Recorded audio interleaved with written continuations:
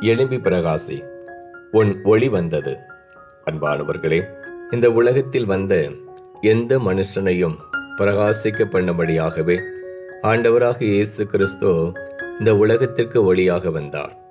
இந்த உலகத்திலே பாவத்திலும் பாவ சிற்றின்பங்களிலும் மரித்து தூங்கிக் கொண்டிருக்கிற நீங்கள் உங்கள் பாவமாகிய தூசியை உதறிவிட்டு எழுந்திருந்தால் கர்த்தர் தம்முடைய முகத்தை உங்கள் மீது பிரகாசிக்க பண்ணி நீங்கள் உங்கள் குடும்பத்திற்கும் உங்கள் திருச்சபைக்கும் இந்த தேசத்திற்கும் ஆசீர்வாதமாக இருக்கும்படியாக கர்த்தர் உங்களை பிரகாசிக்க பண்ணுவார்.